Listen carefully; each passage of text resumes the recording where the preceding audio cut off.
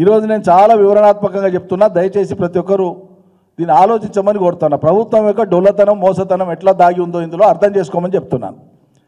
ఇప్పుడు రైతు భరోసా ఇవ్వడానికే ఒక సీజన్ ఎగ్గొట్టిండ్రు, వానకాలం లేదని చెప్పేసి చేతులు ఎత్తిండ్రు.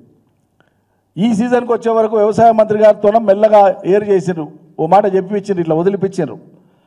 మాకు బోనస్ పైసలే చాలా దండిగా వస్తున్నాయి, ఇంకా మాకు రైతు బంధు ఎందుకు అని అంటున్నారు కొంతమంది అని. అంటే రైతులే అట్లా అంటున్నారని ఒక మాట ప్రచారం చేసి దాన్ని ఎగ్గొట్టడానికి ఒక ప్రణాళిక వెళ్తున్నారు.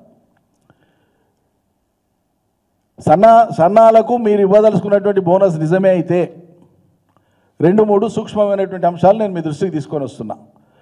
మన రాష్ట్రంలో మొత్తం సాగైనటువంటి వరి ప్రభుత్వ లెక్క నేను చెప్పేది 66,78,000 ఎకరాలలో వరి సాగైంది. ప్రభుత్వం విడుదల చేసినటువంటి లెక్క నేను చెప్పేది. అందులో సన్నాలకు సంబంధించినటువంటివి 40,55,000 ఎకరాలు సన్నాలు, అంటే 61%. టోటల్ ప్యాడీ కల్టివేషన్లో 61% సన్నాలు ఉన్నాయి ఈసారి. ఎందుకు వేసిండ్రు సన్నాలు రైతులు ఎక్కువ? ప్రభుత్వం బోనస్ ఇస్తుందన్నందుకు ఆశపడేసిండ్రు. ఇందులో సీడ్ కోసం ఉండేటువంటి, అంటే విత్తనాల కోసం పోయేటువంటి మార్కెట్కి అమ్మకానికి రాకుండా విత్తన సంస్థలకు, ప్రైవేట్ కానీ ప్రభుత్వం కానీ విత్తన సంస్థలకు అమ్మేటువంటి వరి సుమారు 4.5 లక్షల ఎకరాలలో ఉంటుంది. అంటే అప్పుడు మనకు మిగిలేది నికరంగా 36 లక్షల ఎకరాలలో ఉండేటువంటి వరి ఉంటుంది. ఏది మార్కెట్కి వచ్చేటువంటిది సన్నాలది. 36 లక్షల ఎకరాల వరి సన్నాలు ఒకవేళ మార్కెట్కి వస్తే ప్రభుత్వం రావాలనే కదా ఆశించింది. 500 మేము బోనస్ ఇస్తామనే కదా వాళ్ళు ఇన్వైట్ చేసింది, ఆహ్వానించింది.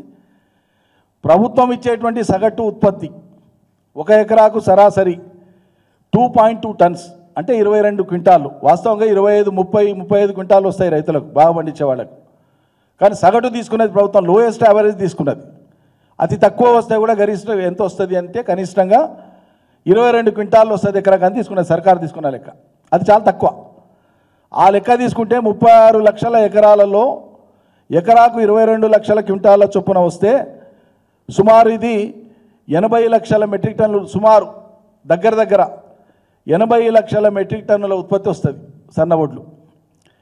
ఇందులో పండించినటువంటి రైతులు తమ కోసం, సన్న చిన్నకారు రైతులు మొత్తం అమ్మేస్తారు, ఉంచుకోరు వాస్తవంగా. ఎందుకంటే కంట్రోల్ బియ్యం వస్తాయని, కంట్రోల్ బియ్యం కూడా సన్నగా వస్తున్నాయని వాళ్ళు మొత్తం బియ్యం అమ్మేస్తారు, మొత్తం వడ్లు అమ్మేస్తారు. మధ్యతరగతి, ఎగువ మధ్యతరగతి వాళ్ళు కనుక ఒకవేళ ఉంచుకున్నారనుకుంటే కూడా ఒక 10 లక్షల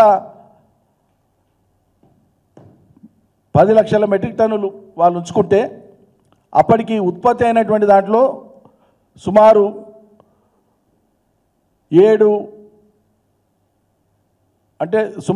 70 లక్షల మెట్రిక్ టన్నుల ధాన్యం అందుబాటులో ఉంటుంది. ఈ 36 లక్షల ఎకరాలకు సంబంధించినటువంటిది సుమారు 70 లక్షల మెట్రిక్ టన్నుల ధాన్యము అమ్మకానికి ఉంటుంది. 70 లక్షల మెట్రిక్ టన్నులు అంటే 70 లక్షల మెట్రిక్ టన్నులు ఇంటూ 22 క్వింటాలు వేయండి. ఒక టన్నుకు 10 కదా, ఎంత అవుతుంది లెక్కేయండి మీరు దయచేసి. టీవీ చూసేవాళ్ళు కూడా లెక్కలేయండి ఒకసారి. ఈ లెక్కలని ప్రభుత్వం ఇచ్చిన లెక్కలు నేను మాట్లాడి, నా సొంత లెక్క కాదు. ఎన్ని ఎకరాలలో పంట ఉంది, ఎంత పంట పడుతుంది ఎకరా కానీ ప్రభుత్వం చెప్పింది. దానికి మనం లెక్క కడితే సుమారు 7 కోట్ల క్వింటాలు అవుతాయి. క్వింటాల లెక్కన తీసుకుంటే 7 కోట్ల క్వింటాలు అవుతాయి. 7 కోట్ల క్వింటాల వరికి 500 చొప్పున బోనస్ ఇస్తే సర్కారుకు తక్కువ 35,000 కోట్ల రూపాయలు అవుతుంది. 35,000 కోట్లు అంటే నేను చెప్పిన లీస్ట్ ఫిగర్సు గవర్నమెంట్ ప్రాతిపదికగా ప్రకటించినటువంటి ఫిగర్సే నేను మాట్లాడుతున్నాను. ఒకటి కూడా నా సొంతం లేదు ఇందులో. ప్రభుత్వం ప్రకటించినటువంటి ఆయకట్టు విస్తీర్ణము, అందులో సన్నాలు, అందులో సొంతానికి వాడుకోనికి పోయేవి, సీడుకు పోయి బోంగా మార్కెట్కి వచ్చేవి లెక్కేస్తే అన్ని క్వింటాలు అవుతాయి. అన్ని క్వింటాలకు ఇంటూ 500 మీరు ఇస్తే తక్కువ 35,000 కోట్లు అవుతుంది.